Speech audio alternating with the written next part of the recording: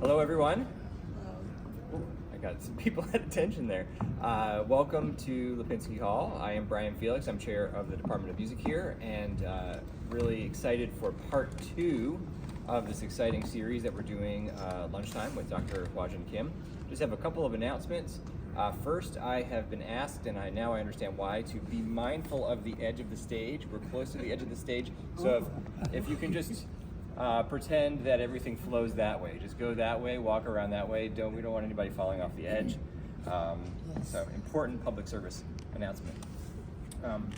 Otherwise, I don't want to delay the performance too much. I would like to introduce my amazing colleague, Dr. Hwa-Jin Kim, and Chopin and his friends.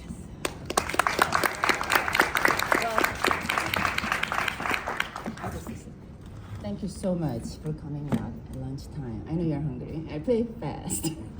Okay, as I announced, I will talk about Chopin and his friends. I mean, he had many friends. So today, mainly 3 composers. So let me begin with this friend's composition first.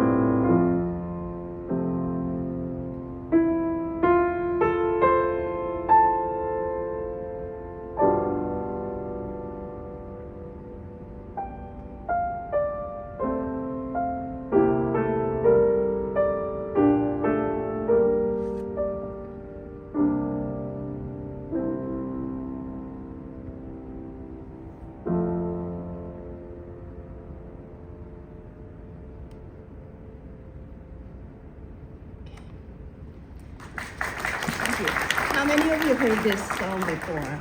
Let's just say piece, okay? Any idea who composed this piece? Robert Schumann, okay? Robert Schumann was very smart, and he was born in 1810, just like Chopin. He was just 3 months younger than Chopin. And his father forced him to go to law school because music couldn't make a good career for a man that time in the 19th century. So he went to law school and then he quit because he realized it wasn't path for him. So he decided to go on and pursue musical career. Then he ran into these friends. Gotta show you 2 friends' pieces. The first one, I have to take a deep breath for this.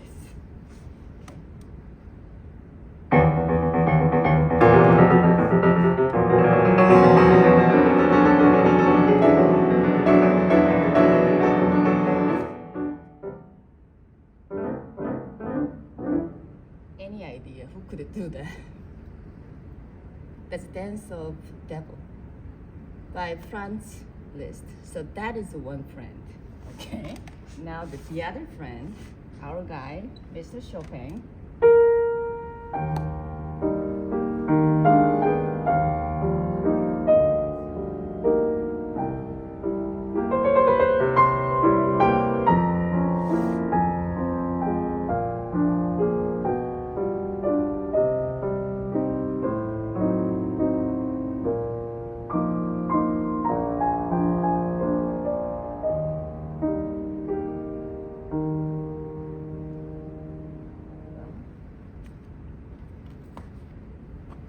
You know, imagine this. How many of you play tennis?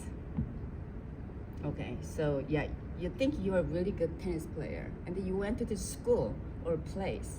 Then the guy sitting next to you is Federer. Then another guy sitting next to you is Nadal. What would you do? Same age. You could be really in despair, right? I mean, we call them friends. Can you hear me? But they didn't have a car, remember? 19th century. They didn't have a Zoom calls, so they exchanged letters. The Schumann and Chopin, being same age, they exchanged a letter just twice. I mean, not. They met in person actually twice, and then we don't know how many, but they actually exchanged the letters. Chopin is from Poland, and half Polish, half French. And Schumann is from Germany. How would they communicate? Was there any international language? Oh, yeah, but you have to write correspondence, right? So, okay, it probably is shocking to us now because we just barely speak one or two languages, right? So that time, German was the common language. And then German and actually French as well. So all the, the elite, cultural elite in Western, I mean the European countries, they could speak at least 3-4 languages. So Schumann could speak German, and Chopin definitely, German, French, Polish. And the next guy, Liszt, he could even speak Italian. He's some character. Anyway, so when Schumann was aware of Chopin's existence through his piece, they didn't even meet. They met when they were 25. It's nice to be, same age. Then first, when he saw Chopin's piece, he debuted. I mean, Schumann also debuted as journalist. So he wrote review on Chopin's early work. Then he wrote there, "Hats off, gentleman, genius." That's what Schumann wrote for Chopin. Now I was thinking, and I mean, it's very nice, right, to promote another musician, but at the same time, being same age, and I thought he probably was just secretly jealous of Chopin, right? Then he saw Liszt, they're all there. Then he tried to do something to improve his piano technique. So what Schumann, Robert Schumann, we're talking, he wanted to strengthen his finger and he used this medical device that holds his number 3 finger back so he could strengthen 4th, 5th. Guess what happened? Damaged it. He damaged his finger. It wasn't permanent, but in his entry, his journal, he said his number 3 finger is so stiff, so he couldn't play. So he decided to give up on his career as a pianist, and then just wrote a lot of, beautiful music, actually. So what I hear, I mean, Schumann's piece, it's all love for his wife, Clara. I think it's just a romanticist, the representative of romanticism. These are all from romantic in a period. He wrote something like this. One piano concerto he wrote, Robert Schumann, is this. You probably heard, it's just heartbreakingly beautiful.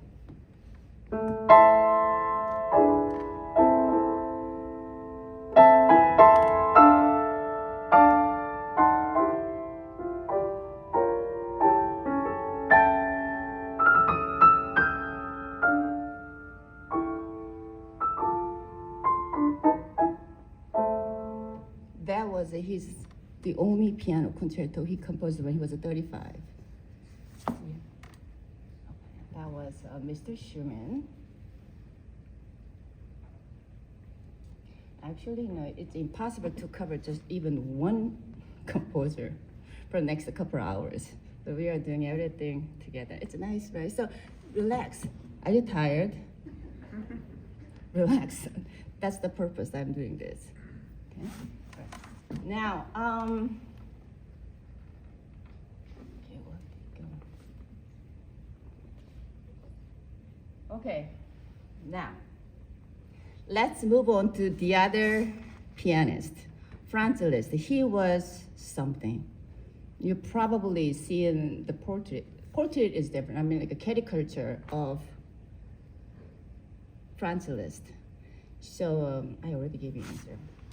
Who do you think was the first rock star in history? Rock star, really, literally. This guy rocked the world.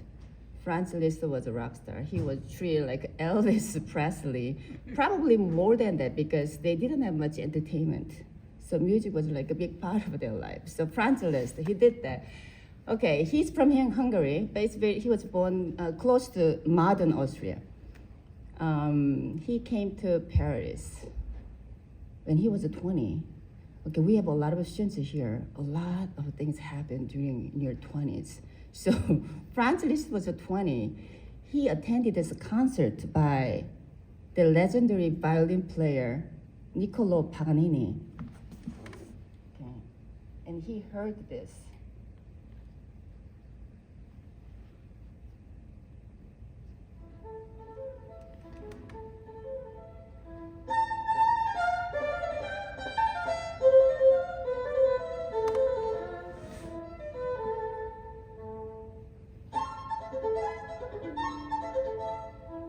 Okay, so have you heard that motif? It's very distinctive, and as distinctive as the, you know this.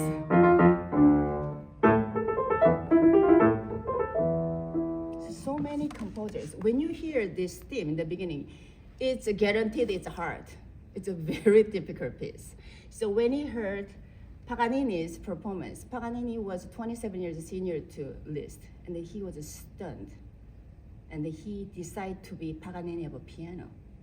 And then he went beyond, and he has all the nicknames: the Wizard of a Piano, Paganini of a Piano, the Devil of a Piano, all sorts of things. So he was really successful pianist, and everybody was just jaw-dropping performance. Whenever he knew he had a good profile, he angled the piano such a way people can see him. It began from what a pride. And also he's one of the first ones actually play the whole program from memory. So we inherited this horrible tradition, memorizing the whole piece. But it was just extraordinary. Anyway, so when you talk about Franz Liszt, you have to know who influenced him to the point he became the way he was. Paganini and also Chopin. But Paganini, I show you some of the pieces. As you heard that Mephisto Waltz, it's by Diabolical Outburst right there, right? A lot of Franz Liszt pieces written that way, although he has a different side too. So let me play what he did. Okay.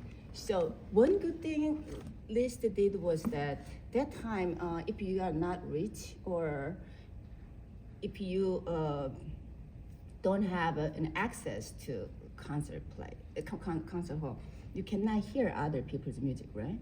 So his pianist, he transcribed a lot of not well-known musicians' pieces. So Paganini was already very well-known, but what he did was he transcribed the entire piece. The whole collection is called the Caprice, but it's number 24. It's 20. It has 11 variations in there. Then what you just heard was that.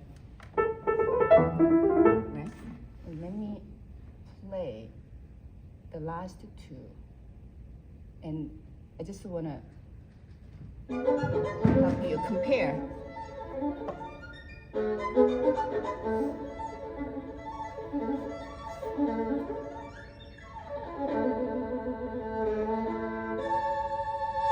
Something like that. Okay, that's what Paganini did. And here's, okay. All right, I can't really do this. So I decided to play some of this. I decided yesterday. So I feel a little rattled because I tackled this piece. Of course, I played this a long time ago, but for fun. But it could be fun for you, but not fun for me. Anyway, I just play Liszt transcription of the last two variations of a Paganini piece. Okay, so it's slow variation followed by the crazy one. Okay.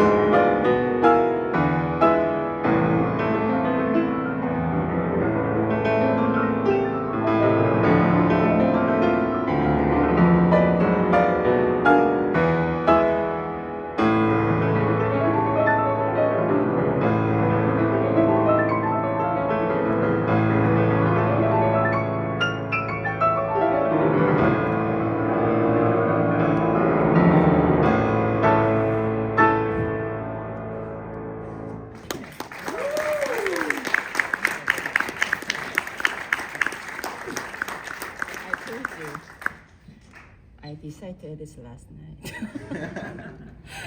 Long time ago, when I was in Italy, we had this concert tour, long time ago.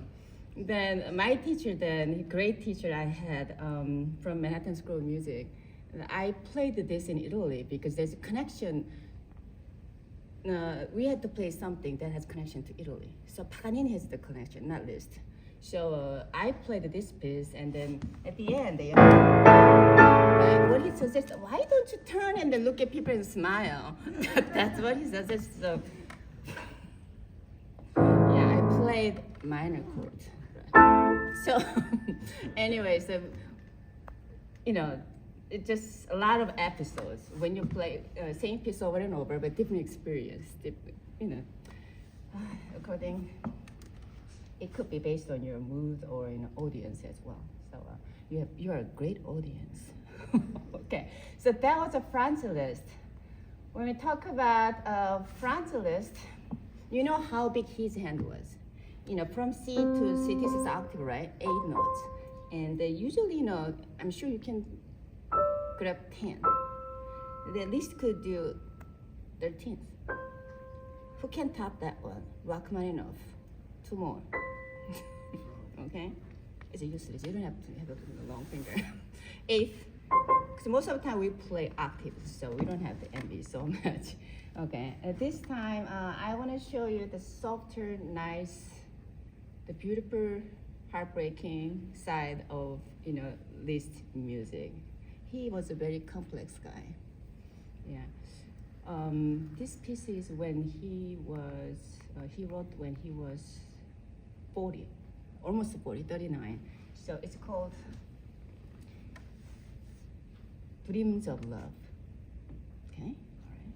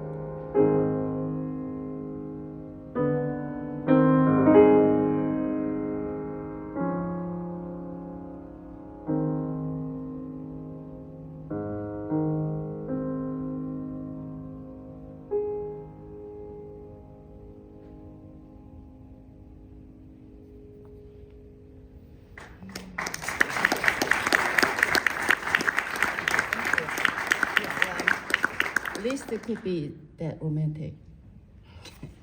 All right, then speaking of that Paganini theme, that motive, right? So composers like Brahms, Rachmaninoff, Lutoslavsky, even for four hands, two pianos, they composed using that motives.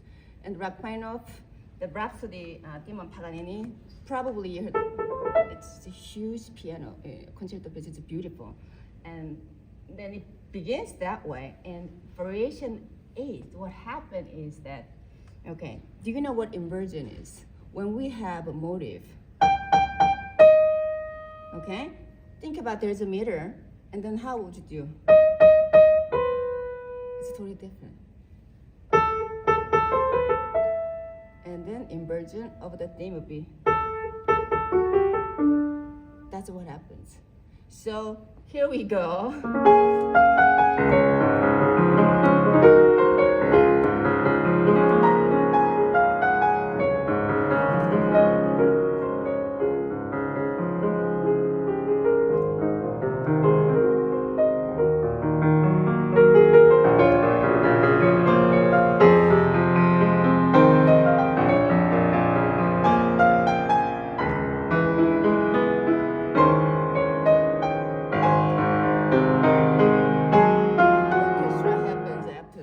So that's what Rachmaninoff did. It's like when you have a lemon, make a lemonade thing. All right, so now let's go to our guy, Mr. Chopin. Do you know where Chopin was born? I already gave you the answer though. Poland. His father was French, mom was Polish. So he was well educated actually, and he had this deep root in Poland, right? So when he was 20, he went to Paris, pursue his career, but he couldn't come back because of that revolution happened in Poland during that time. So he always missed his country. Okay, let's see. So much to share. All right. So what would be title for Chopin then? Like we're talking about wizard of a piano and the romanticist. Chopin would be the poet of piano. He has that title, and when you listen to Chopin's music, Liszt is amazing too. But as a musician, when you play Liszt music, it's hard. Some are really hard. It's not really equal in quality. Does that make sense? Artistic level, is my opinion. But Chopin, there is no easy piece. But maybe the next piece I'm gonna play, because he composed this piece when he was 7. Okay, dear students, it's time to listen up. Okay, all right. So I play this cute piece. Actually I edited this one for dear students. This is called the Polonaise in G minor. It's his first piece, age 7. He composed 2 Polonaise. Polonaise is like a Polish dance, national dance. It's slow.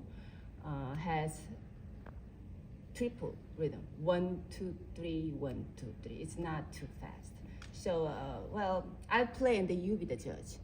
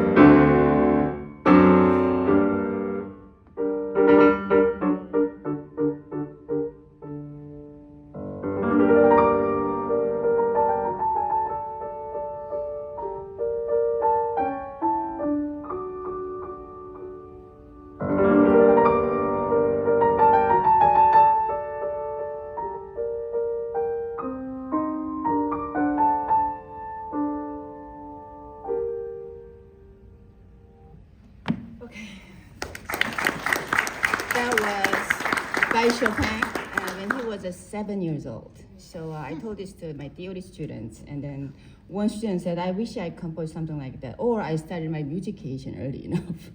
So say, yeah, don't feel bad. We live 150 years, right? So you're not even born yet compared to Chopin's time. He passed away when he was 39.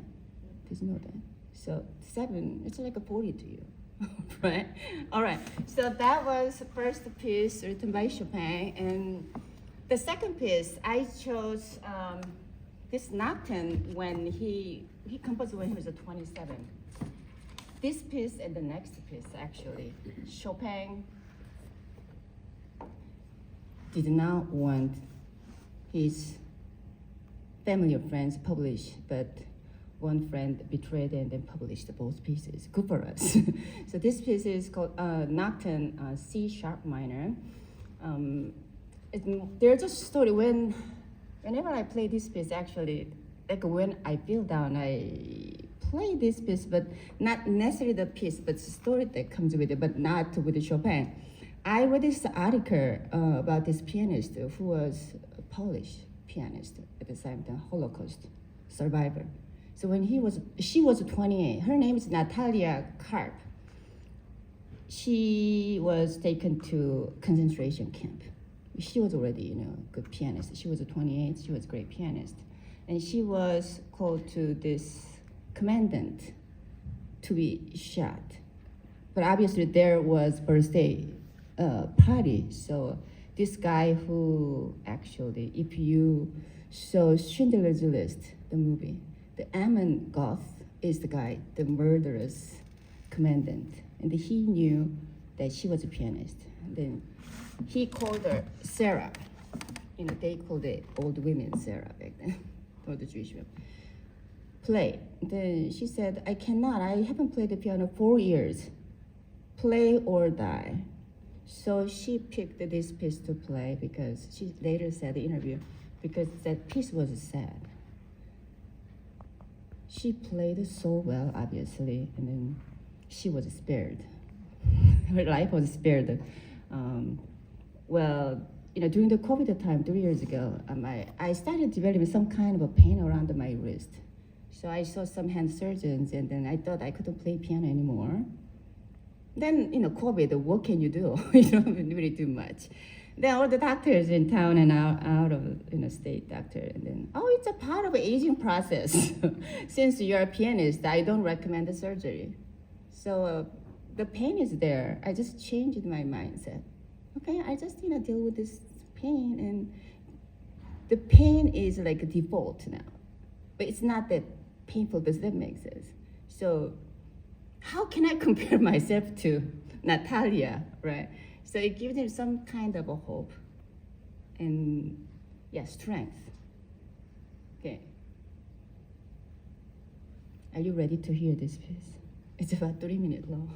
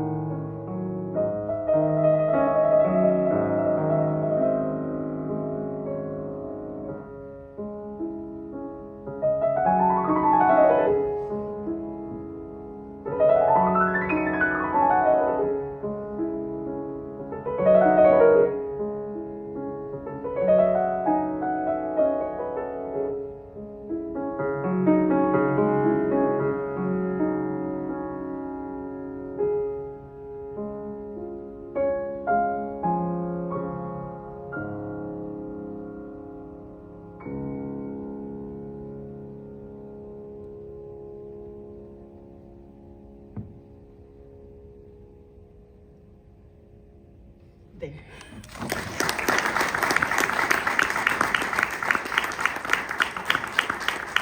Wow, it's a 39. Well, Professor Richmond said it can be counted as your concert attendance requirement. So I'm trying to stretch a little more. One piece left. Okay, so probably some of you already heard this one. Next piece I'm gonna play the last one. So this is a piece I learned by myself against my teacher's wish when I was in high school because I thought this was really pretty, but he gave me really horrendous sounding pieces for preparing for competitions. So I learned this piece, and then I took competition actually. I went, and then I'm talking really fast. Then I was entry, I think number 5. So I went in, and then I saw judges' faces. There were 3 judges, and then my teacher was one of the judges. So both of us, we were just shocked because he didn't, teach me this piece, and then I was having really poor lessons because I was, focusing on something else. Anyways, because I learned this long time ago when I teenage time, and even if I don't practice a lot, I still remember this piece. Okay. Yeah. Just one question. I like to, this is a quiz. So this is written in C sharp minor. And then A section, B section is,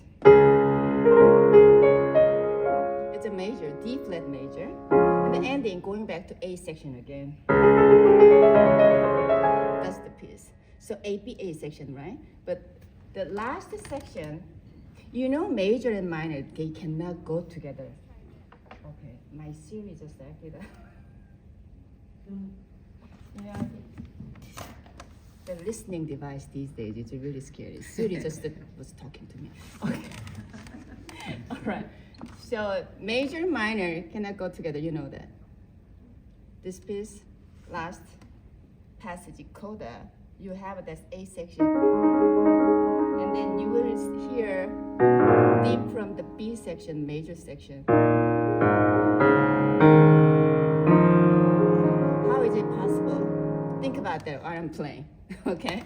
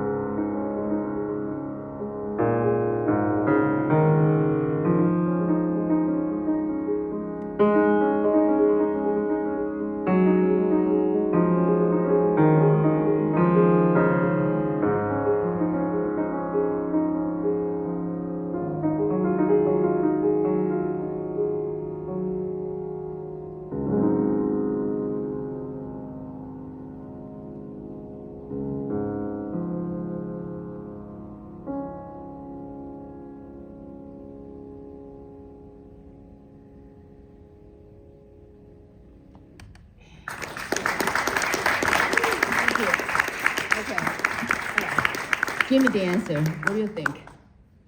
How did it coexist at the end? You're listening, right? Any idea, theory students? Share a lot of the same notes. You don't want to share too much. It will be conflicting. Anybody knows the answer? How major, minor coexist in a music? Should I was give you an extra credit for this. Should I give? Yes.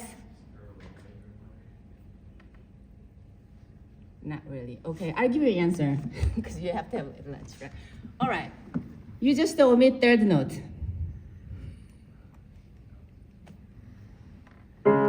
Major, omitting third, minor, omitting third. Then you can coexist. Just have to sacrifice a little bit to live harmoniously. That's the less. Yeah. Okay. Well, I hope you enjoyed this little mini lecture reciter. Thank you so much for coming.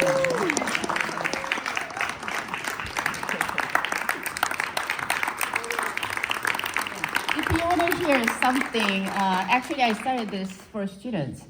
Some student asked me to play some music like this, so I decided to do it. You email me if you want to hear something that you ask I play. How about that? Not now. Maybe in the future. Okay. Thank you for being wonderful.